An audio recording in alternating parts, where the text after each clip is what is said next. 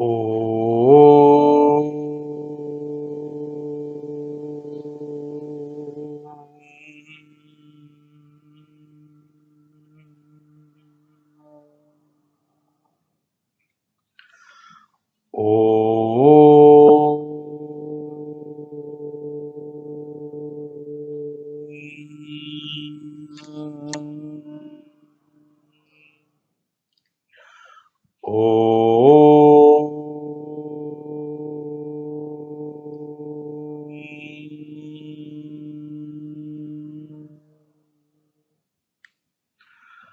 ॐ श्री गणेशाय नमः। ॐ श्री सरस्वत्यै नमः। ॐ श्री गुरुभ्यो नमः। सच्चिदानन्दरूपाय विश्वोत्पत्त्यादिहेतवे तापत्रयविनाशाय श्रीकृष्णाय वयं नुमः। श्रीकृष्णाय वयं नुमः। वसुदेवसुतं देवं कंसचाणूरमर्दनं देवकी परमानन्दं कृष्णं वन्दे जगद्गुरुं। कृष्णं वन्दे जगद्गुरुं। मूकं करोति वाचालं पङ्गुं लङ्घयते गिरिं यत्कृपातमहं वन्दे परमानन्दमाधवं। परमानन्दमाधवं। परमानन्दमाधवम्। ॐ वाङ्मे मनसि प्रतिष्ठिता मनो मे वाचि प्रतिष्ठितम् आविराविर्मएधि वेदस्य माणिस्थः श्रुतं मे मा प्रहासीः अनेनाधीतेन अहोरात्रान् सन्दधामि ऋतं वदिष्यामि सत्यं वदिष्यामि तन्माम् अवतु तद्वक्तारमवतु अवतु माम् अवतु वक्तारमवतु वक्तारम्। ॐ शान्ति शान्तिः शान्तिः। सदाशिवसमारम्भां शङ्कराचार्यमध्यमाम् अस्मदाचार्यपर्यन्तां वन्दे गुरुपरम्पराम्। श्रुतिस्मृतिपुराणानाम् आलयं करुणालयं नमामि भगवत्पाद शङ्करं लोकशङ्करं। शङ्करं शङ्कराचार्यं केशवं बादरायणं सूत्रभाष्यकृतौ वन्दे भगवन्तौ पुनः पुनः। ईश्वरो गुरुरात्मेति मूर्तिभेदविभागिने व्योमवद्व्याप्तदेहाय श्रीदक्षिणामूर्तये नमः। श्रीदक्षिणामूर्तये नमः। श्रीदक्षिणामूर्तये नमः।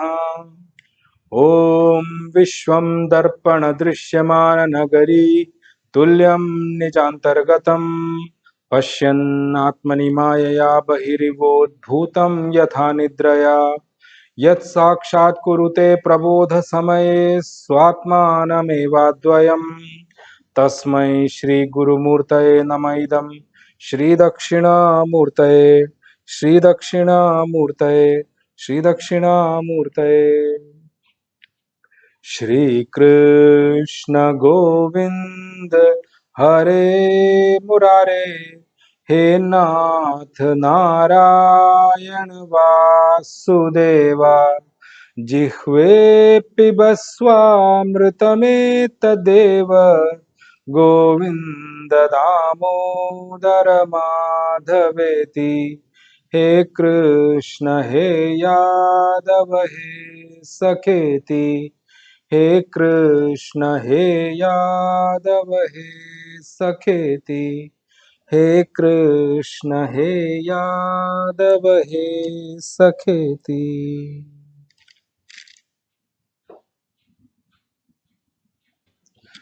Narayan, Narayan, Narayan. First of all, I wish all the listeners of Srimad Bhagavad Gita podcast a very, very happy Vijay Dashmi. May Bhagwan Ram and Mother Sita bless us all with their divine grace and blessings. Jai Shri Ram. And now verse number 9, chapter number 3. This is where we left in the last session. We'll read the verse first, then I'll read the Bhashya of Bhagwan Shankaracharya ji on the verse, and then we'll take it up from there. Verse number 9, chapter 3.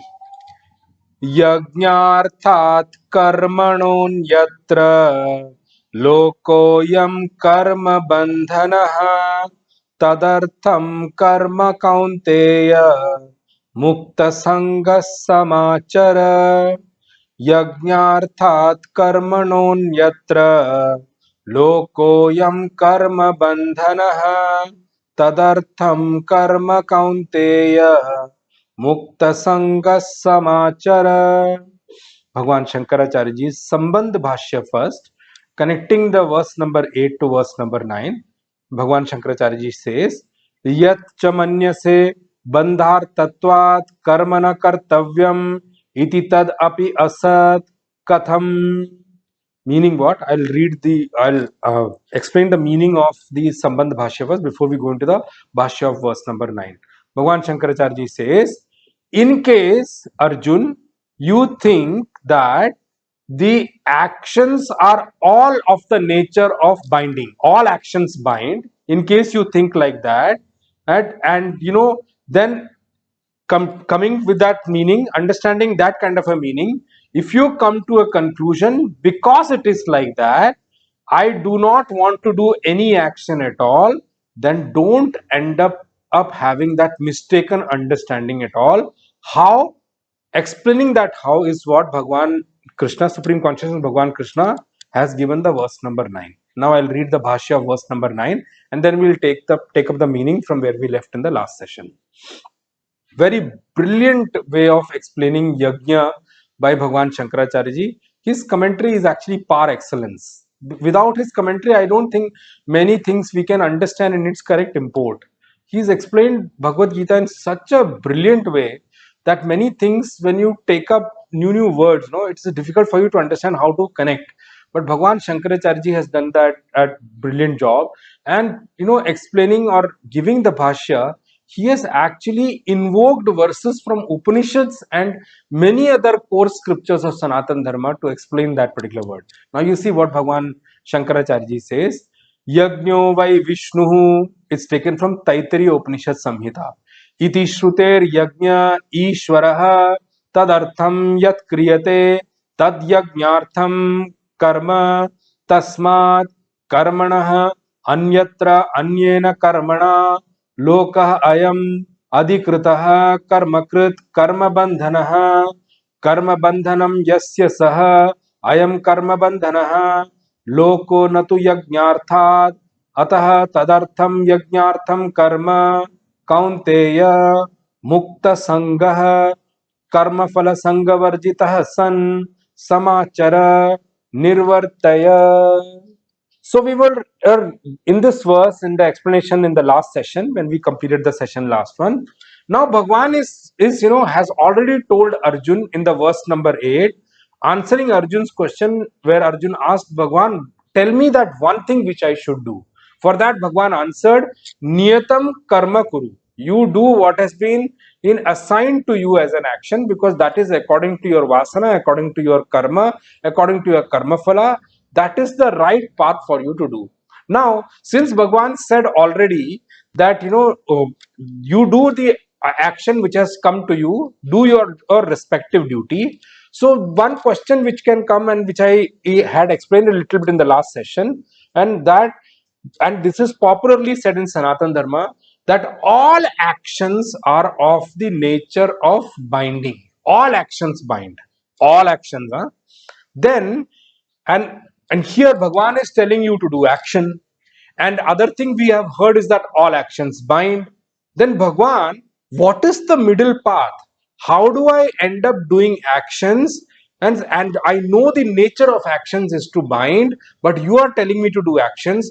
But then, is there a way by which I can do my actions and still not get bound at all? Or the default property, default principle of the action does not apply on me? The default principle and the property of action is what? All actions bind. You can see in any walk of life, every action binds. Good, bad, ugly, whichever way you call it. But of course, even good actions also bind.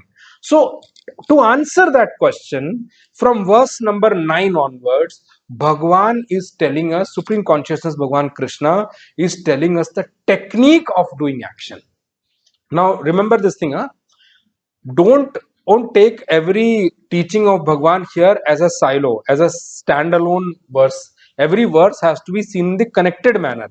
So this verse is continued from Niyatam Karma Kuru. Arjun, and there Bhagwan said, you have to understand this thing, that all of us are supposed to do the actions or duties which are assigned to us, and that is our path for salvation. But the nature of karma is binding. Bhagwan also has mentioned in many other scriptures also about that all actions bind. We know that. So how to do action, and that is one of the reason why Bhagwan Krishna, Supreme Consciousness Bhagwan Krishna, is one of the biggest proponent of this factor or this new technique called karma yoga. Now remember, I told you before also, Upanishads are direct path of knowledge. They will, for all those people who are qualified to gain the knowledge, had reached that level, they can understand the subtle knowledge. For them, Upanishads is the way. And then Upanishad will tell you how to slowly, gradually work towards realization. That straight path is there in Upanishads. But can everybody read and understand Upanishads? No, it's not possible. We have to first become qualified. And that is what is mentioned in Tattva Bodha also, that it is only for those who have become adhikari. Adhikari means who have become qualified students for or taking up the path of Vedantic knowledge. So, but Bhagwan is telling here what? Rather than giving you that techniques to do that, Bhagwan is telling you, you do your own respective duty, but with the attitude of Karma Yoga. And what Karma Yoga is going to do, slowly, gradually, with those things, the way you do that Karma Yoga, if you follow the Karma Yoga diligently, Karma Yoga is going to prepare you to become a qualified student or an adhikari to gain the Vedantic knowledge. Okay, because adhikaritva you have to gain the required qualification to reach there. That is why, I have said in the podcast group, the WhatsApp group I'm running, at many places I've said that our Sanatan Dharma scriptures are not a self-study material at all. Why? Because you need to understand one thing. I have explained this before in the podcast also. Three people looking at one particular incident will interpret the same incident in three different ways. Why? Because our interpretation is according to our own understanding and capability, and we are not so brilliant in our understanding to understand everything the way Sanatan Dharma talks and all. So there is a very high possibility that if you end up doing self-study of the scriptures, it is not recommended by any guru that do the self-study of the scriptures, because you may end up misunderstanding the interpretation, or you misinterpret the understanding of our scriptures, and that may take you to a completely wrong kind of level altogether. And remember, if we have no knowledge, gaining knowledge is still easier. But if we have wrong knowledge, correcting it is very difficult. And we all know from our own experience. That's why it is said Sanatan Dharma scriptures are supposed to be studied under a tutelage of a Shrotriya Brahmanist guru. A guru who is himself well listened, Shrotriya, who has listened and well listened, who has received these scriptures through their own gurus, through the listening mode, and they've done it well. Shrotriya Brahmanist, and plus he is absolutely dedicated and focused on self-realization or realizing the self, walking the path of self-realization. So Shrotriya Brahmanist guru. Now one question comes is that how do we identify Shrotriya Brahmanist guru? We cannot identify. We have to work on our capability. God has got this supreme arrangement that as and when you are spiritually ready, some guru will reach you automatically. This is how the divine arrangement works. I'm not, but here, of course, guru can understand who is a student and all those things. Student may not understand who is a guru, but remember that unison between a guru and a shishya will happen when a shishya becomes ready. Now, I also told you one more thing in the one of the previous podcasts, that remember one thing: a guru will never say that he is a guru. It is the prerogative of a shishya, of a disciple, of a student to accept when somebody comes in close contact with you through the divine grace of Bhagwan, to accept somebody as your guru and accept his divine grace and blessings and develop an attitude of service towards a guru. Now remember one thing, a guru may tell you to give. Earlier it used to be Samit Panim and all. A disciple used to go to a guru with Samit Pani. Samit Pani means actually, the Samidha which is put in the yajna, a student used to carry and offer it at the lotus feet so that of the guru, so that guru can offer her that in his own yajna. Now it is like dakshina and other things are the more of service, because there is no yajna going on every day like that. No physical sacrificial fire ceremony going on everywhere. So that is why now the Samit Pani has become dakshina and other things. But yes, but the purpose of guru is not your money or anything. The purpose of guru is not to earn from you. The purpose of guru, even if he asks for or the things like that, is to develop an attitude for you to gain what? An attitude of service towards the knowledge and the person who's giving knowledge, so that you can prepare yourself. It is for you. Now, no guru has become rich and filthy rich by a student's money at all.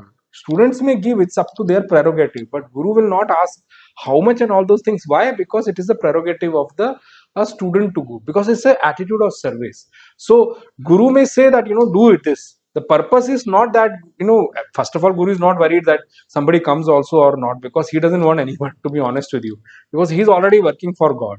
But yes, he's preparing every action of a guru towards his disciple. Every conversation is actually a test for the student. Yes, every guru will test a student very much, because ultimately guru has to commit his time to that student, and guru's time is not free. He has many better things to do, actually speaking. Of course, those people who are ready, guru will definitely accept and continue, but the purpose is to train the student to actually develop the attitude of service. Why I said that here, that is the bhavana called yajna, the bhavana of sacrifice. I should have the attitude to contribute from what I have to gain something higher. That is the purpose what I'm trying to bring here. So that is the reason why Bhagwan is telling that if you do your action with yajna bhava, with the attitude of service, not with the selfish attitude alone, trust me, the same thing what you have today can become uplifting for you for your future. And I'm going to give you some examples, because as I told you, by God's grace, many people come in touch with me, come in contact with me, and there are many things which I come to know from other people also, their life, their journey, and many things. Without name, I do quote them here. Why? Because it becomes inspiring for people, and it becomes easy for me to explain things which is coming in the scriptures. So I do explain them here so that we all understand where people are coming from and how their journey has been. And yes, what is being spoken here in spirituality in Bhagavad Gita by Supreme Consciousness Bhagavan Krishna is absolutely applicable even today, and it will be applicable till the time the creation is here, irrespective of which yuga it is. And that is one of the reason why Bhagavad Gita, even though Supreme Consciousness Bhagavan Krishna gave Bhagavad Gita in Dwapar Yuga to an Arjun who was sitting in a setback situation before the fight, and that same Bhagavad Gita which was given in the war field is applicable for all of us even today, and will be applicable for generations to come going forward also. That is the universality of Bhagavad Gita, and that is why from Dwapar Yuga, and we are so many years into Kali Yuga also, Bhagavad Gita is as much applicable today, and it will be as much applicable tomorrow, and for the ages to come, till the time this creation is here. So that is the beauty of Bhagavad Gita. So Bhagavan says here, yes, I understand that every karma binds. Lokoyam karma bandhanaha. Bhagavan says, I know I am lokaha karma bandhanaha. You remember, and what Bhagwan said in the beginning, Yajnarthat Anyatra Karmanah Ayam Lokah Karma Bandhana. Hey Arjun, I am giving you the solution for your spiritual question, your spiritual zeal, that Bhagwan, every action binds. And it is correct, every action binds. And Bhagwan accepts that here. And Bhagwan says, which kind of actions bind? The actions which are done without the attitude of yajna, all those actions bind. Without the attitude of service, all those actions bind. Now, the point we need to understand from this verse is, Bhagwan is trying to explain us there is a problem. Yes, but for solving that problem, you have to understand the problem first. Understand what is the problem. If you do not understand your problem, you do not understand the importance of that thing, then you cannot or gain any kind of solution at all. How can solution be given to you if you do not even understand the problem? So that's why Bhagwan says, Arjun, you are right. You are saying absolutely right that everyone, for everyone, what actions they are doing, they are binding them. Karma bandhanam yasya sa lokaha. In this world is in such a way that all of us are getting bound by our actions day in and day out. Just look at your positions, you will know. All of us are bound by our actions. But by which actions are we bound? Bhagwan says, those actions which are not done with the intent of yajna bhava, which are not done, Bhagwan says, yajnartham, which are not done with the thought of yajna, which are not done for the purpose of yajna.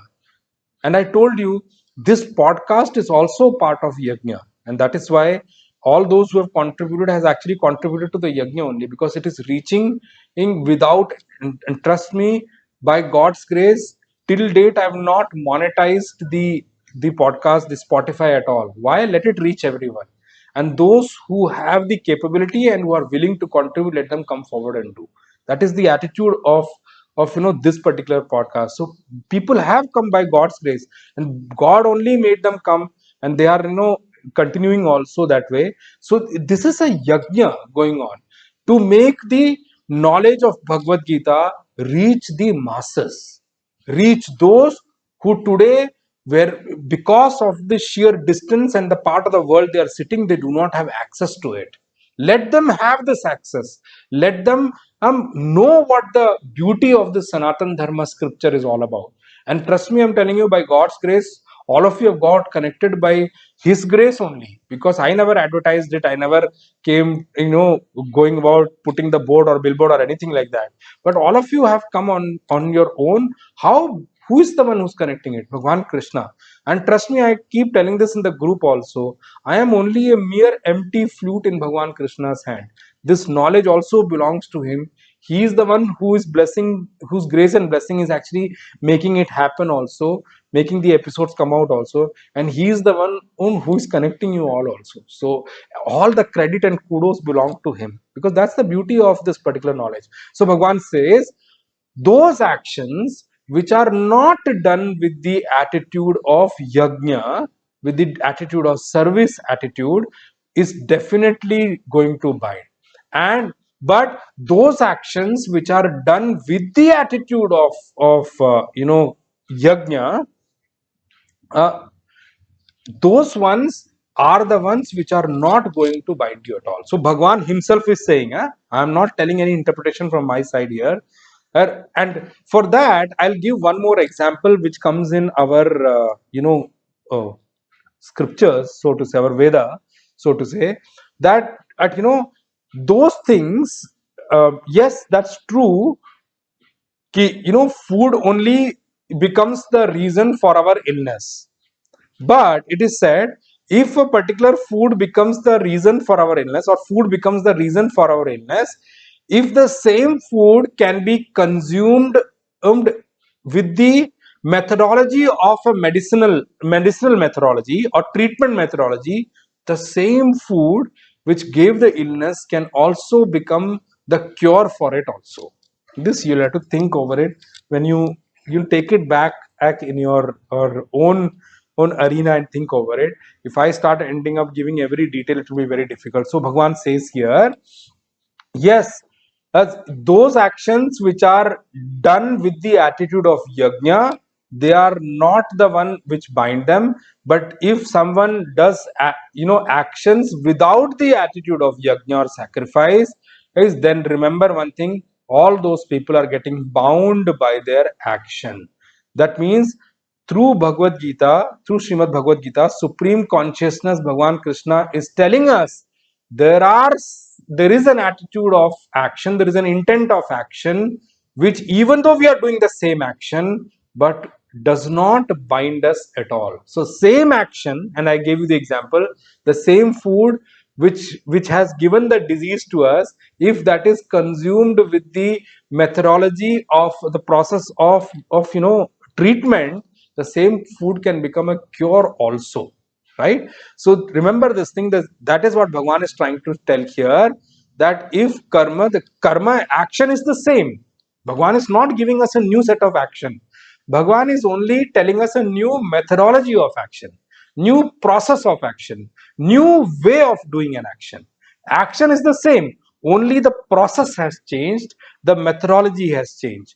And because Bhagavan is telling here that if we just change the intent and methodology of doing the same action which was binding us till today will stop binding us from tomorrow. The moment we start adapting that methodology, the moment we start adapting that process, moment we start following that particular process. Since the situation is like this, that's why tadartham, Bhagavan says in the first quarter of the second half of or the third quarter of this verse, tadartham karma kaunteya. Arjun, because the situation is like this, that is why, and here tadartham means what? Yajnartham. We must do actions, but with the intent of the process and methodology of a sacrificial karma. Now, sacrificial karma in the olden days used to be yajna. One thing I want to just bring out here, the beauty of Sanatan Dharma here. You must have heard this prayer, which is very popularly said in Sanatan Dharma. You must have heard this prayer, which is very, very popularly mentioned at many places, as in many prayers of ours, at many forums and many stages. It is also pronounced from there. The prayer is, सर्वे भवन्तु सुखिनः, सर्वे सन्तु निरामयाः, सर्वे भद्राणि पश्यन्तु, मा कश्चित् दुःखभाग् भवेत्. ओम असतो मा सद्गमय, तमसो मा ज्योतिर्गमय, मृत्योर्मा अमृतं गमय. It's like that it goes. He says, sarve bhavantu sukhinah. So it's a prayer, it's not a personal prayer of one person. May everyone become happy. Everyone means everyone in this world. Remember this thing, huh? When I say everyone, am I not included in there? Of course I'm included in there.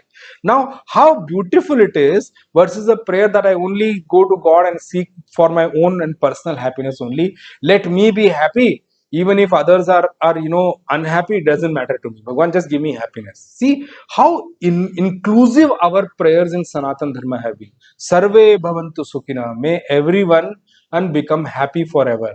Sarve santu niramaya. May everyone will be free from all kind of diseases. Sarve bhadrani pashyantu. May each one of us, everyone in this creation, see only things which are auspicious. May they means what? May auspicious circumstances reach them. May they be able to see all the auspiciousness around them. Sarve santu niramaya. Sarve bhadrani pashyantu. Ma kaschit dukkha bhag bhavet. May no one be unhappy in this creation. You see the beauty of this prayer. So that is how the Sanatan Dharma is. And this prayer is also part of a yajna bhav. Now when I pray for the total universe, I am also included in that universe. Now remember one thing, when I pray for the totality, remember the biggest beneficiary also becomes me. Of course, I'm included in there. But since I'm praying for everyone, their bit of happiness share also I get because of my prayer if they get happy. Now you see, if because of you other people get happy, When I get it, remarks, or I get it, messages from people, the listeners, and they say that, our outlook in life has changed.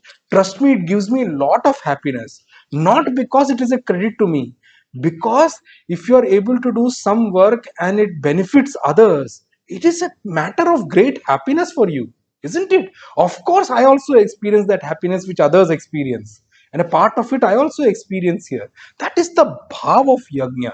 Now remember, in the olden times, many yajnas, even today also many people do Gayatri yajna and all. It is not for personal objective. It is, I have myself, when I was teaching in an ashram, at that time I used to do Gayatri Havan every now and then, and I have done for many years, so to say, and that too in a regular interval.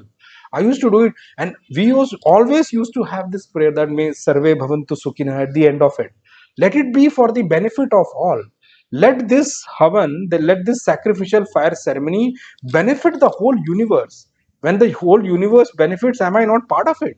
So Bhagwan says, since the situation is like this, that is why Tadartham means is here Yajnartham, we must do action with the attitude of sacrificial or as a duty towards our or surrounding, as a with the bhavana that I'm doing a yajna, I'm doing a sacrificial ceremony, and those actions which are devoid of this yajna bhava, this intent of sacrifice, should not be done at all. Now remember, even today, some portion of our society, people in some portion of our society are still doing in many actions with the attitude of yajna, and they are part of this yajna in the society also. Why? Because the philosophy has got an impact for generations to come, and those people who are well rooted in Sanatan philosophy, trust me, they even today there are many of them who are doing these sacrificial karma. And this third chapter of Srimad Bhagavad Gita is actually completely associated with the society, how to run society. Now I've told you before also, remember, just because some nations came together and created United Nations, you cannot ensure peace in the world. Because some people have got veto power, this power, that power in those organizations, have you been able to ensure peace in the world? No, you can't.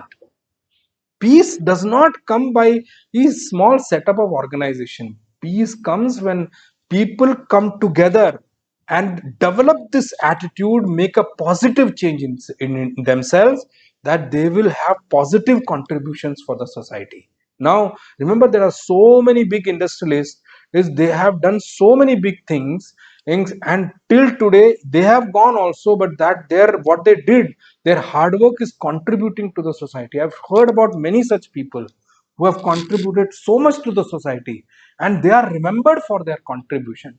If they would have lived a life that, let everything come to me only, and me and my family only, with that selfish attitude, they would have been there, their name would not have been there where it is today in terms of popularity and all. So yes, many people in the society are associated even today with this kind of work, where they contribute to the totality. In Sanatan Dharma, the word totality is denoted by this word called samashti. So there are two words I've explained you before also. Bringing it up here because I'm going to talk about totality and individuality. There are two things which is there. So totality is always represented by this word in Sanatan Dharma called samashti in Sanskrit, and the individuality or selfish motive is always associated with the word called vyashti. Vyashti and samashti, these are two words. So when I say sarve bhavantu sukhinah, it's samashti. Sarve santu niramaya is samashti. Sarve bhadrani pashyantu samashti. Ma kaschid dukkha bhagavad. May no one be unhappy in this creation at all.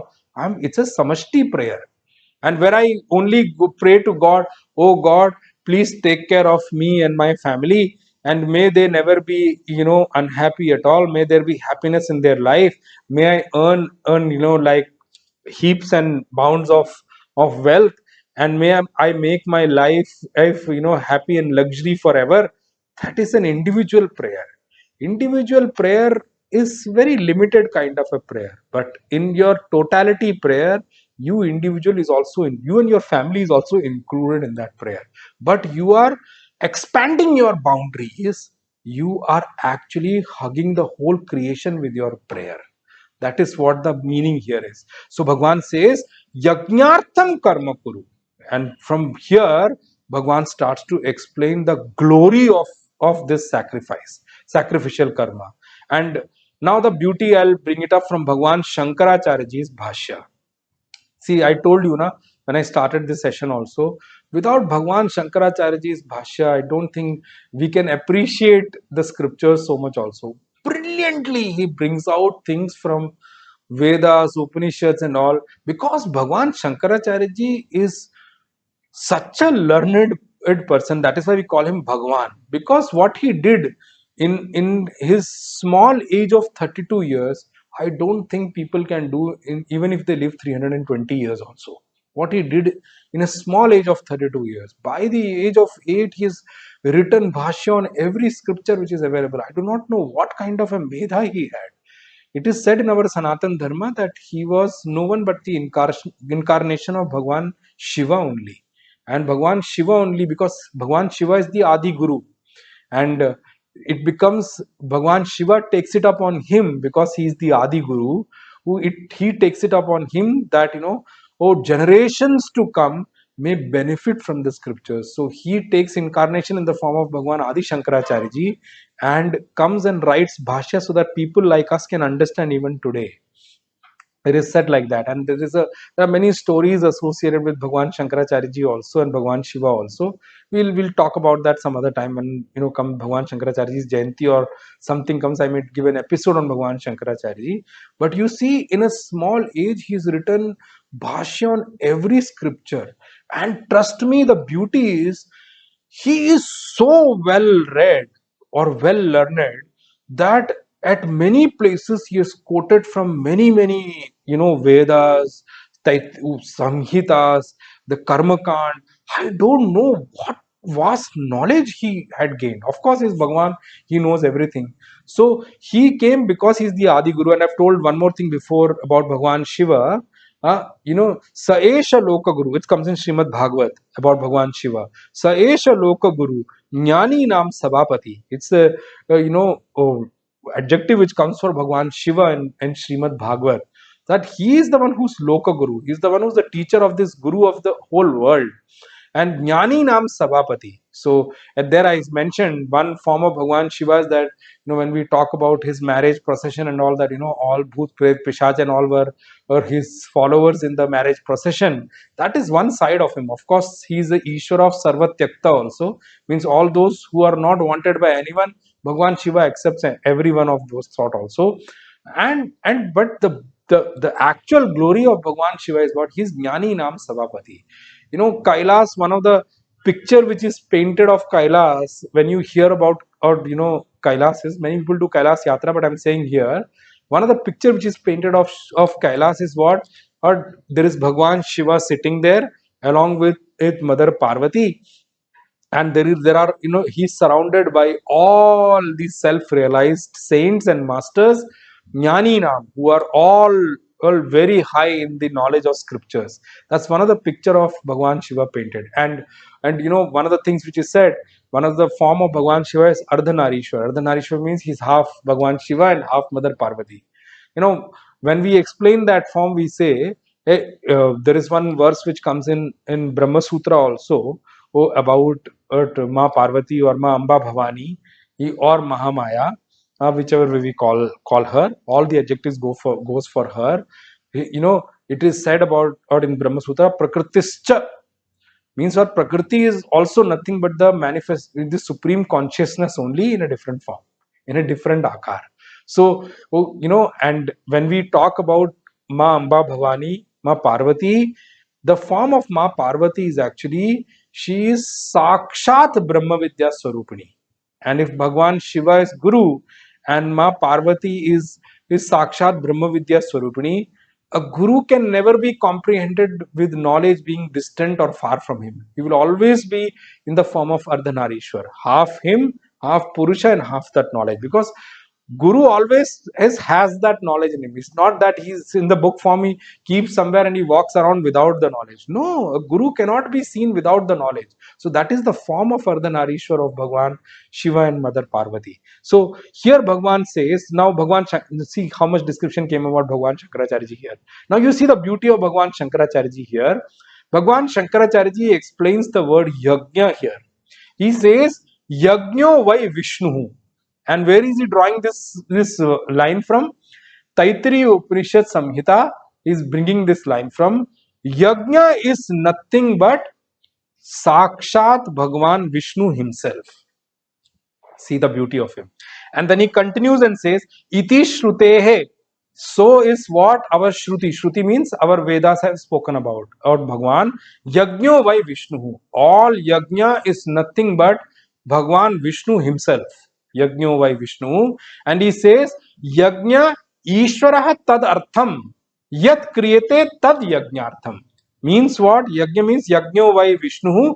Paramatma iti arthaha. This is the meaning of yajna done by Bhagwan Bhashyakar. Yajna means, Yajna vai Vishnu means, that is nothing but supreme consciousness himself. Iti arthaha. So all the yajnas are done unto supreme consciousness himself. One of the things which I speak about, especially in the podcast listeners WhatsApp group, I definitely talk about that is, all of us must have one Ishta Devta. Now remember one thing, while I've explained this before also, but I'm just touching it now. Supreme consciousness himself take different forms, because he is himself formless. He can definitely, though that one who is formless can take any form. But for us who are with form, to take another form, we have to give up one form. But he is already formless, so he can take any form, any number of form at the same time. Why? Because he is all pervasive also. So remember, even now, supreme consciousness can take Bhagwan Vishnu's form, Bhagwan Shiva's form, Mother Devi's form also at the same time. That is the beauty of all pervasiveness. That is the beauty of being formless. Remember that point. Huh? So here it is said, Yajno vai Vishnu Paramatma iti artha. That what? It is Sakshat Paramatma himself. Everything done as Yajna is offering unto the supreme consciousness alone. And why we should all have Ishta Devata? That when we have Ishta Devata, slowly, gradually, we will start to grow and develop in love and devotion towards our Ishta Devata. And that becomes our path to grow and enjoin ourselves with the supreme consciousness. All of the devatas, all of the Ishvara we have, and I say that we have called something called supreme consciousness, which is Paramatma, and from there it takes form, and that becomes Ishvara, which is Bhagwan Rama, Bhagwan Krishna, Bhagwan Shiva, Mother Parvati, Bhagwan Ganesha, Kartikeya, and all those ways it goes, and then from them comes Brahmaji. Okay, Brahmaji becomes first Jiva, and from there, from Brahmaji comes who? Devatas, Indra, Varuna, Agni, so and so it goes. That's how they become Devata. So Brahmaji also falls under the category of Devata. Ishvara is actually Bhagwan Vishnu, Bhagwan Shiva, Mother Parvati, and Bhagwan Ganesha and all. Then from them comes Bhagwan and Brahma. From them comes Bhagwan Brahma. I'm saying that Devata Brahma, Brahmaji comes from there, and from him comes Devatas and further manifestation, and then comes, of course, Dev Rishi, Narada, but then Sanak, Sanatan, Sanak, Sanatan, Sanatan, and all that four rishis. And from them comes that, from Brahmaji only comes Prajapati, and from Prajapati comes the entire flow of lineage in this creation, lineage of human beings. Someone rolls up into Kashyap Gotra, and that is what the importance of Gotra is. Okay, Vashishta Gotra and all, they are all Prajapatis. That is how it comes. Anyway, I wanted to explain. Also, I said this why? Because the next verse is also about Prajapati. So I explained it here only, so it becomes easy for you to understand. When Bhagwan says in the next verse, Saha yajna praja srishtva puro vacha prajapati, he'll say in the next verse. When we come to that verse, I'll explain a little bit more over there also. So yajna means Bhagwan Vishnu himself, and this is a meaning which has been derived from our Veda itself directly. So that means when I say Paramatma iti artha means what? Yajnartha means what? Then the meaning of Yajnartha means Ishwarartha.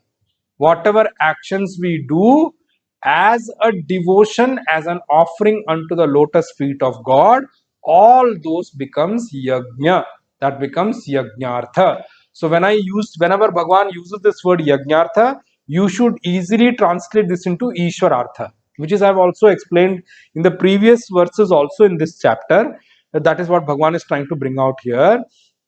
So what is Bhagwan invoking in all of us? Start doing actions as a devotion to God, to gain love of God. We may love God, but we should do actions which God loves. And if we do actions of what God loves, of course we will start growing and becoming dear to God. That is the path of becoming dear to God. Now, trust me one thing, if you are becoming dear to God and you are constantly looking at and doing things which are generating happiness for God or giving happiness to God, trust me, will you not become dear for Him? Is there anything else which is there in this whole creation to gain than this? If you start becoming dear to God, what is unachievable for you? Automatically everything is at your disposal. You may not want it, but it is there at your disposal. That is what here Ishwarartha means. When start doing action for or devotion towards God, and that is the medicine, and that is what will start to work as medicine for you even while you start doing your action. And that medicine will slowly gradually, what does medicine do? Slowly gradually kills the bacteria and germs in you and makes you disease free.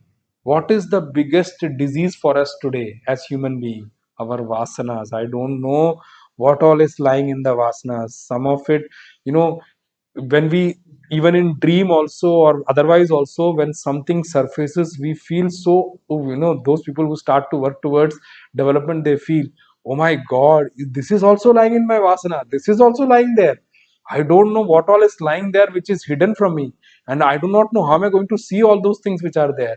So let that not worry you at all. Let, when you do action and to for the happiness of God, Ishwarartha, slowly, gradually, it will become a medicine for you. Remember, there are two things it will do. First, it will stop binding you, which is the core form of every action. It is going to leave its core property for you. That's the first biggest advantage you have. First thing. Second thing, it will also become a medicine for you to cure things or bad vasanas which are lying inside you. Because ultimately, you have to remove that baggage of vasana also, no? So slowly, gradually, it will start removing the vasanas inside you. And as it start to remove the vasanas inside you, you start to feel lighter and lighter. And remember one thing, when you start to feel lighter and lighter, you will know one more thing that, you will start to experience a different kind of a peace and happiness within you. This has to be experienced. I cannot term everything in words so much. I can only tell you the way, but the way Bhagwan is saying. So that is what Bhagwan is trying to tell here. Bhagwan is trying to say loud and clear here. A human being must do every endeavor, every cheshta, for with the attitude of sacrifice only. And what is the common sound of yajna? Now, this you all should know, especially those who are followers of Sanatana Dharma will definitely know. What is the core syllable of yajna, of sacrificial action? What is the core syllable, core sound, core music of yajna? It is swaha. You see, after every yajna, which is sacrificial fire ceremony which is done, and it is said that Om Gayatri Namaha Swaha Idam Namama. It is said after every fire, Om Shivaya Namaha Swaha Idam Namama. Om Gayatri Namaha Swaha Idam Namama. Om Agnaye Swaha. Om Shivaya Swaha. Om Devyai Swaha. It is said, no? Om Durgaye Swaha. It is Swaha is the core sound, core syllable, and core music of Yajna. Everything is Swaha. After the sacrificial fire, no, it is said in our Vedic Dharma, it is said, in our Vedas, it is said, Agni is the carrier of all that you offer, or I will use this word this way, okay? Why sacrificial fire ceremony becomes important? You first do avahan the beginning of the sacrificial fire ceremony, and whichever devata you do avahan, the moment you light the fire after that, Agni becomes the postman to carry everything you offer unto that deity in its subtle form. That's the beauty of yajna. Anyway, that's there are many discussions around that also. Sometimes, when we have any personal session somewhere, and there are people sitting around and discussing, at that time we'll discuss these things. So I'm not talking about the fire and the gas, huh? Don't compare with that. I'm talking about the sacrificial ceremony which I'm talking about. The core sound, the core syllable, and the core music of yajna is swaha. And when you envelope whatever you do, when you put in a cover, or whatever you do, you put it in a cover of swaha. When you do that, remember one thing, that is the time when you are actually, and you are completely overcome by that, or you are completely pervaded by that feeling, and we are able to spend a life like that day in and day after. Remember one thing, that is when we say that this person's action has become completely yajnartha. And I told you, I was speaking somewhere else also about this particular thing. When we work, especially in the spiritual arena, trust me, I have taught in the ashram also before as an acharya also. And I'm still also, taking up classes and all those things for spirituality also. And I may be doing things going forward also if God's blessings and grace is there. But remember one thing, we have no Saturdays and no Sundays. And it has been like that since maybe 11 13 14 years, actually not 11, 13, 14 years already.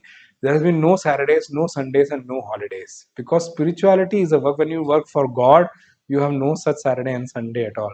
You should end up doing with more enthusiasm every day. Why do you need a holiday when you're working for God?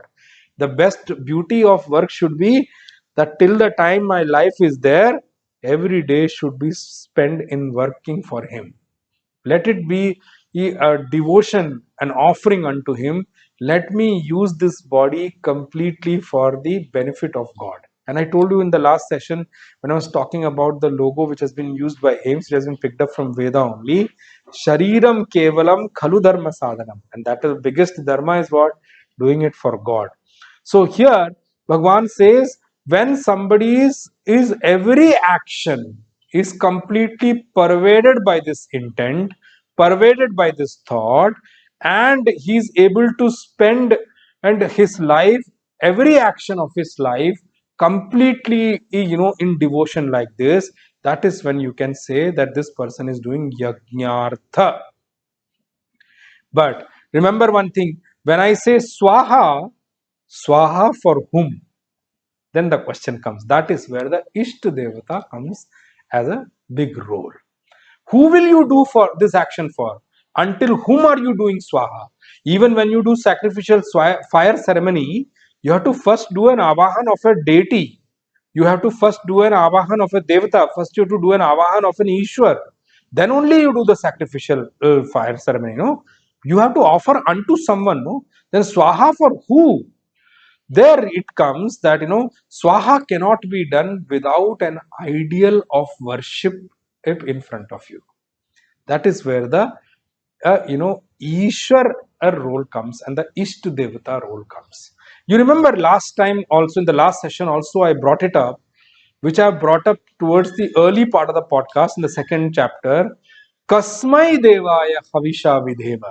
Bring it up here and join it. I am doing my karma every day. Every day my karma is an ahuti into someone. But who is my devata today? Have you know?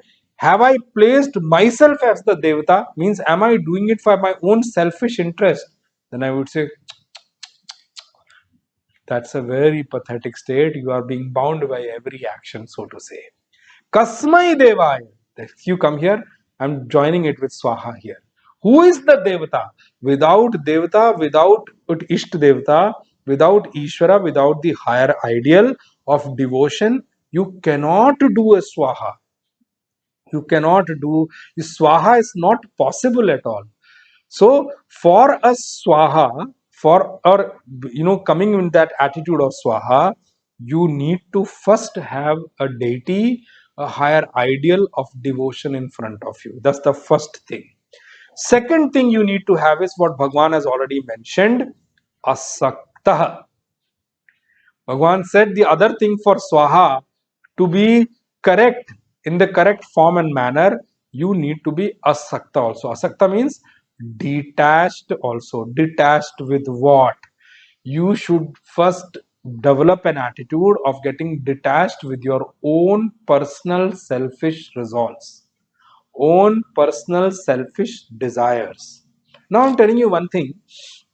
Another way to look at it, I'm telling you, when we look at our parents in those days. Now the times are changing, so I'm bringing the example of that. Even now today also there are parents like that. A number may be few only, but I'm just saying there are parents like that. Okay, when we see our parents, look up at the sacrifice they have done to grow us, to develop us, what all sacrifices of personal desires they may have done to make us reach here. I definitely can vouch for my own parents, my mother and father. They have, overlooked many of their personal desire to bring me up like this here. And because of their sacrifice, I am sitting here and talking to you like this. Because of their sacrifice, God's grace and blessings has fallen on me like this. I'm not a product of myself. No one of us is. No one can claim that I'm a product of myself. No, it's not. Yes, you may have worked hard, but something else also has helped your hard work to reap results. You need to understand that. So how many sacrifice parents must have done? When we look at, take care of our own kids, we ourselves feel when they are small how many personal comforts we overlook so that they do not have any discomfort at all. I'm just giving you small examples. For those who have raised kids, they will know when kids are small, sometimes in the middle of the night when they cry, and we don't know why they are crying, but the only thing we can do is, you know, spoil or in the middle of our sleep, wake up, carry the child, and walk around with the child so that the child becomes comforted and it stops crying without even knowing why the child is crying. Many a times we also may get frustrated at times that some broke my sleep, because we have lived a life of only living for ourselves. It takes time to grow into that attitude. Sometimes some parents get angry on the kid also. The kid is so small, they may not express it, they may just swallow that anger. But then slowly, gradually, the parents also get trained how to give up things for their small kids. It's a beautiful journey in itself. I'm telling you honestly, those who have raised kids, they will know, raising kids is also a very brilliant journey in itself. It's a learning journey in itself. Yes, Indian system of raising kids is different than overseas, but even overseas parents also must have, many of you must have overlooked many comforts of personal comforts to raise your kids. So yes, sacrifice is the way. When a person lives in the family and he or she has taken up the duty of the family correctly, how many sacrifices a person do for the sake of the family? It is. That's all Yajna Bhav only. Ideal is the moment I move away from my selfish interest to higher. Now I'm giving you the step for that. Higher and higher and higher as you go. When I give up my own personal desires for the sake of my family, that itself is a level of sacrifice. And when I give up my personal desires for the sake of the society, it's still higher. When I give up my personal comforts and desires and things for the sake of a nation, it is still far higher. And then when I end up giving up my personal desires and personal comforts and things for the sake of God, that's the highest. Why? Because when one serves God, in that service, you're already serving the nation also. You're already serving the society also. And trust me, even if your family is not directly able to benefit, but trust me, the benefit of that is also going and passing on to the family also. So that is why I said highest. And that is what Bhagwan is saying here. When we do with the attitude of Swaha, we first need to have something called a higher ideal. That's number one. Without a deity, without an ideal, Kasmai Devaya, without that Devta, which deity or which higher ideal you're giving, without that, Swaha is not possible. And the other thing which is important for Swaha is becoming detached, and detached from our own personal desires and prerogative. But remember one thing, these are important parts of a yajna bhav and a swaha to actually correctly fulfill itself. With this, we should know the first thing we should offer unto our sacrificial fire, or the first thing to do swaha, is supposed to be our own desires and personal resolves. That is the most important. The first swaha we have to do is of our own desires and personal resolve. But the most important question will still remain, for whom are you doing this sacrifice? And that is why what Bhagwan Bhashyakar wrote as the meaning of yajna is absolutely fits this conversation of Bhagwan, fits this topic of Bhagwan, that he's done the absolutely correct meaning of this yajna. Yajna means Vishnu. Yajna means Bhagwan Vishnu, means Paramatma, means the supreme consciousness himself. Means what? For us, how it translates to us, whosoever is our Ishta Devata, our dear deity, who have chosen as our own God, could be Devi, could be Bhagwan Shiva, could be Bhagwan Vishnu, could be Bhagwan Narayana. We all must focus on them and do actions for their happiness. Remember, we need to think in which way that same deity who is my Ishta Devata is sitting inside me as an Antaryami, who is sitting inside me as God, and he is the one who's my supreme self, my own Atma. And I am doing every action as a offer of worship unto him. Our action should become the flower we offer at his lotus feet, his or her lotus feet. And such actions which we do, remember, they are for sure to give us the result of bhakti, devotion, and rather than giving us the result of binding us in totality. That is what we need to understand. And remember, Bhagwan and has said this from his own personal words. Bhagwan has said this from his own mouth. Bhagwan has pronounced this. And who has he pronounced it for? Not only for the followers of Sanatan Dharma, Bhagwan has said this for the entire mankind. So whatever address Bhagwan is giving from that chariot, as the one who is driving that chariot of Arjuna, Bhagwan is, that is why Krishnam Vande Jagat Guru. Jagat Guru means what? He is the Guru of this whole creation. Whatever he has said from that chariot in the middle of the war field as a teaching to Arjuna, Arjunam Nimitti Karna. Ar- by making Arjuna the nimitta means by making Arjuna one of the reasons for that knowledge. Actually, through Arjun, Bhagwan is giving that knowledge to all of us to lead our life correctly. Nimitti Kritya, Arjunam Nimitti Kritya. That was the line which Bhagwan Shankaracharya ji gave in Upodghata. That remember when this Bhagwan and Krishna and Arjun's conversation, you should understand Arjunam Nimitti Kritya.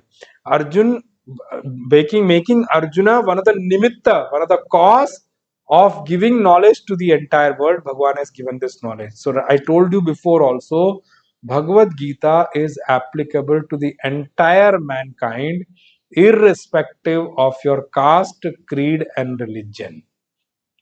So, what is the teaching for us? Tadartham karma kuru means for the happiness of God, do all your action. That is what Bhagwan is guiding us. If we end up doing actions for the happiness of Bhagwan, trust me, those actions, even though they have the nature of binding in us, will not have the power to bind us at all. Rather, the same action will become liberating in nature. That is what I want to highlight here. But if we do not do actions for the happiness of God and end up doing it for our own personal achievements, that will be like leading a selfish life in totality. And such actions are for sure going to bind you life after life. That is the word I want pausing to actually say. That is why this teaching is straight away from Bhagwan to all of us, that we all must do action with the intent or intention of yajna bhavana, with the intent of yajna as a sacrifice. And in case we are able to reduce the importance we give to our own selfish desires, and we do not have too much insistence on fulfilling our own desires, unless and until we have that, we will not be able to do this at all. So I mean to say that unless and until we have the we have not stopped giving too much importance to our own desires and resolves, and we do not have not given up insistence towards fulfillment of our own desires, this methodology adoption is not possible at all. That is why Bhagwan is saying mukta sangha. In this verse itself Bhagwan said, no, mukta sangha.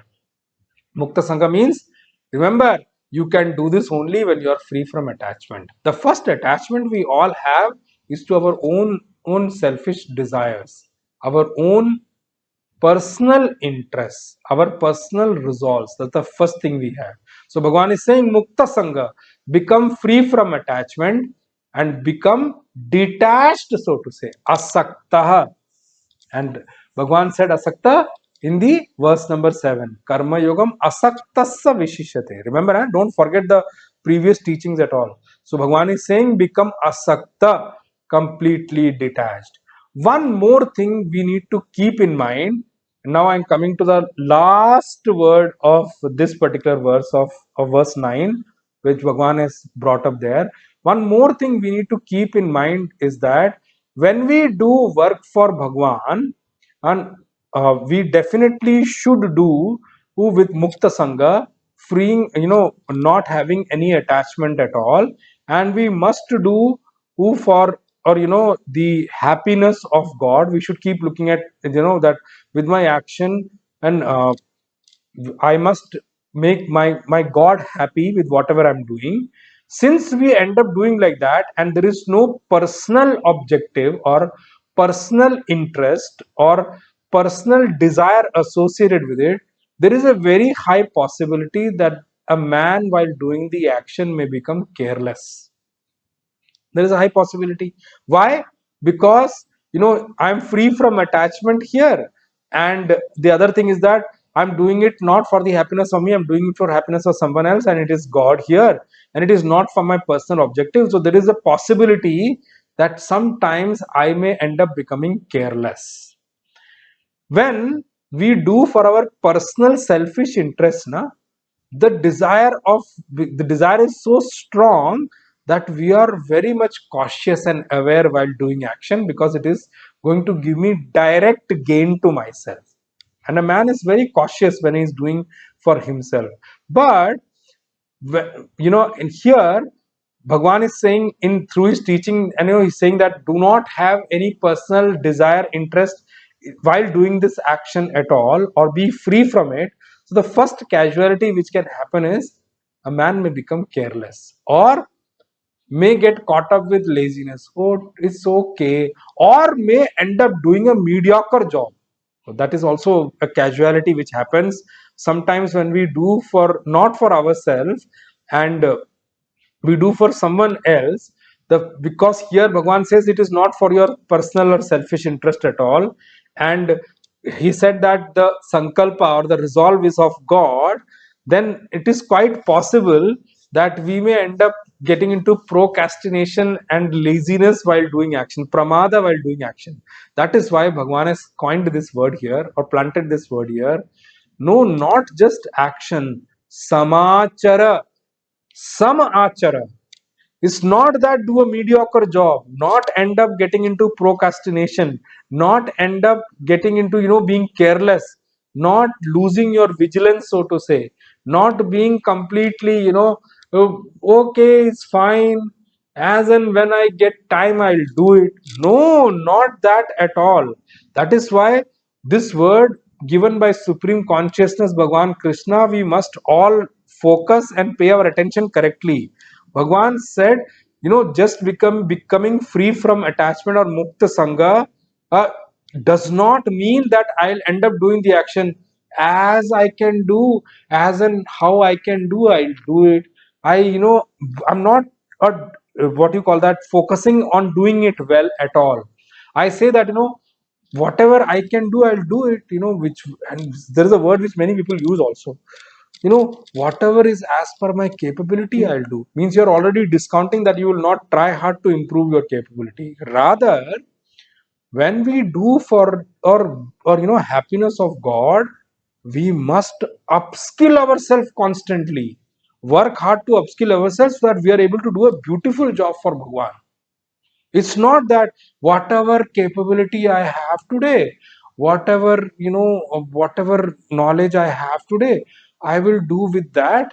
But what I don't have, what can I do for it? Because there is no personal interest, so I lost the zeal of doing action also. No, that's not what Bhagwan is meaning here. Not that as and how I can do it, I'll do it. Bhagwan says no, remain careful here. If you end up doing karma like that I will do as per whatever I can do, I will neither work hard towards it, whatever with my limited time I have, I'll end up doing it. Bhagwan says, remember then one thing, you are neither going to gain anything spiritually, forget about gaining in external benefits, so forget about them.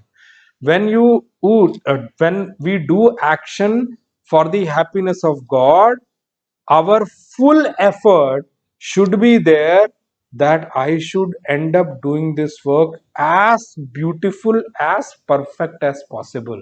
Rather, I'll use one more word which comes with great practice only, it doesn't come with us. I've seen with my guru, so I can tell you, it's an example which I've seen myself. My Guruji, you know, whenever I have seen him on Vyas Peeth, or I've seen him in question answer session with people, I tell you, I have seen his brilliance everywhere, in every interaction I had with him. Whether I'm sitting personally with him also, whether I'm sitting in a session also, whether I'm interacting with him after a long journey or when he's about to sleep, everywhere I've seen the brilliance of my Guruji so much, because that brilliance comes from his devotion towards God. He always used to call all his Ishta Devta Malik Sahab. Malik Sahab means he always consider him as his owner. He is the one who's my master, so to say. So Malik Sahab is the word which he used for his own God. So I've seen that brilliance radiating from him. It's not that I end up doing a mediocre job. I'm telling you, for us, giving a 1 hour episode itself takes so much of time. I have seen my guru giving 3 hours of episodes in one go. I do not know how he was able to do it. That's how it's flowing from the devotion. It's not flowing from any personal objective at all. So when we do for God, if we can develop this attitude that when I'm doing it for God, I'll do it much better than how I would have done it for myself. I'll work more hard, I'll work more harder than I would have worked for myself. I will be more devoted. I'll put my 100%, or I'll put more than 100% than I could have put for my own personal prerogatives and personal work. That is going to be the beauty of work. So this is how that, when it gets delivered, it should be as beautiful as possible. And when your devotion is up to that level of making God happy with your work, trust me, people who come across that, will they not be happy? Why? Because God only is sitting inside them. Who is listening? Who is actually giving you grace? And how are you getting grace and blessings from your work if you're doing it for God? Through the self sitting in everyone who is getting benefited from it. Will you not pray? Will you not have prayers for that person who is giving you such benefit? Will you not have an attitude of service towards him? So Bhagwan is saying you should do more beautiful than how you should have done for yourself. And our service should be such that it should be complete in nature, number one, and it should be our best effort put for that. Bhagwan is saying here, samachara means samyak achara. You should do samyak acharan. Means what? You should do the action carefully, with complete focus, with complete hard work, and in the best possible way you can do. Not with callousness and carelessness. Not with carelessness is not going to work here at all. And not also with this attitude that, okay, I'll do as and how I can do it. No, and end up doing a shabby job. Or if your shabby job cannot be offered to your God, no, who is dear to you, you would not end up doing a shabby job there. And and if you have this feeling that I will do as and how it is possible, then trust me, that cannot be called karma yoga at all. And Bhagwan is definitely not going to like it. It's not going to give happiness to God at all. And the biggest disadvantage of such an action will be what? That the moment I drop my sankalpa, because I'm not putting my effort correctly, I'm not doing a good job, the other casualty which is going to happen is that I'll end up entering tamas. I'll end up entering tamoguna. The awareness, the vigilance, the constant focus of sattva guna will completely vanish from my life. And that is not correct at all. Of course, our sankalpa should be dropped, that's correct, but we must end up doing according to the sankalpa, or according to the resolve of Bhagwan. Think, step back for a moment. The work you are doing, how would God want you to do that work? What will make him happy? That is very important for us to understand. And it is said in the society that it is said in the society as a common parlance that when a man and is focused on his or her selfish desire, he ends up doing hard work, because selfish desires forces us or pushes us to do hard work. And remember one thing, uh, it can be said as that a selfish desire only drives many people, but here the selfish desire is not there. And when you adapt the practice of doing with a yajna bhava, it is possible that all the society may be focused here and there into action without even understanding the action. Those things may come up, that we will see in detail in the next session. But there are other aspects also we need to understand before we complete today's session. Now, when you have a higher ideal in mind, for your work to be devoted unto, for your work to be dedicated unto, the first thing is that you must have a deep love and devotion for that ideal. Okay, that only will become the guiding factor for you to put your best. Remember that thing, huh? Deep devotion. And when you have deep devotion and love for God, na, you will feel the happiness of your work coming from God every now and then. Trust me, I'm telling you that's going to happen. Okay, when you have that love flowing towards God, of course, His voice also you would start to listen within you, and the happiness of God will also express within you with a word called, ananda, the bliss feeling inside you. In Taittiriya Upanishad, it is said to all of us who are spiritual seekers and started to walk the path of spirituality, have adopted the life of a spiritual seeker. It is said that, about a straight instruction to us: Swadhyaya pravachanabhyam na pramaditavyam. In Taittiriya Upanishad Shikshavali, it is said like that: Swadhyaya pravachanabhyam na pramaditavyam. A spiritual seeker must not get into the attitude, into the habit of pramada. Pramada means procrastination, laziness, and what you call that, carelessness at all. At two levels, it is declared there in the scripture as an instruction to all spiritual students. Swadhyaya. Swadhyaya means constant listening to your guru, or constant engagement in terms of listening to the. Swadhyaya means doing study of the scriptures. Comes into two parts: Shravan and Manan. Both comes under Swadhyaya. Shravan means listening to our guru, listening to the talks, attending satsang and all, and then and Manan means it's not just listening and closing the books and going out, but taking it back and trying to do our independent thinking on what he said, how it is applicable to my mind. Meaning what? Making a concentrated effort to make improvement and changes to my life, coming out of my shell which I've created around me, coming out of my bad habits, coming out of my completely misunderstood knowledge, coming out of my ignorance, so to say.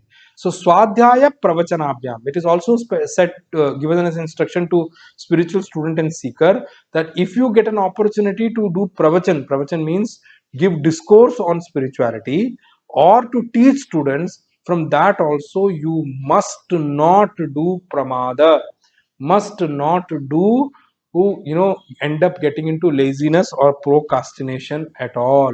You must put your hard work, you must put your best effort, and that is the spiritual advice to spiritual students. And I told you before also, we are all coming from past cultures cultivated by us, past vasanas we have inherited or created in us.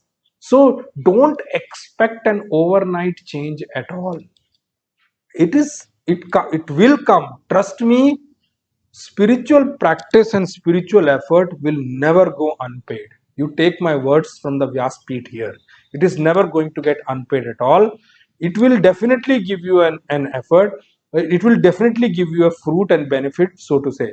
But even when you start studying school or college, when you start getting into first class, you don't start looking the next day, have I become an engineer, have I become a doctor? No.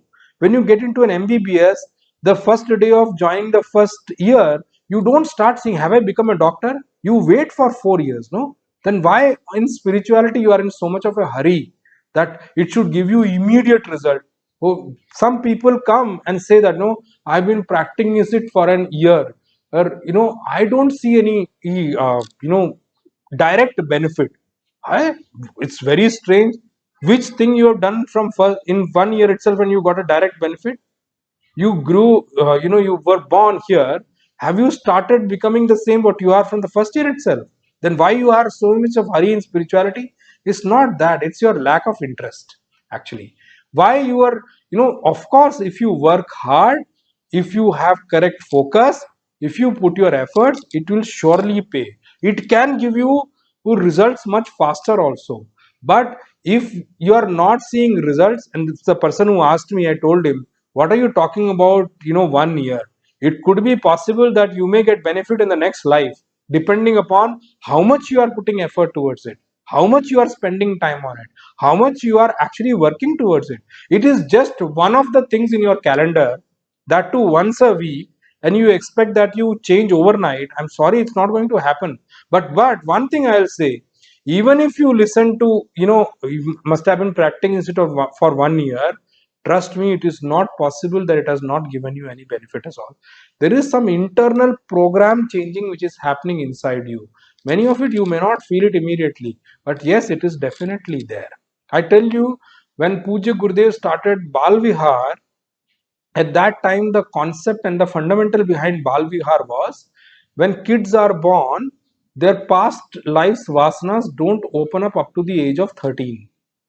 Okay, up to the age of 13, 14, it doesn't open up. So that is a very ripe time to fill the kid with the correct culture. Why?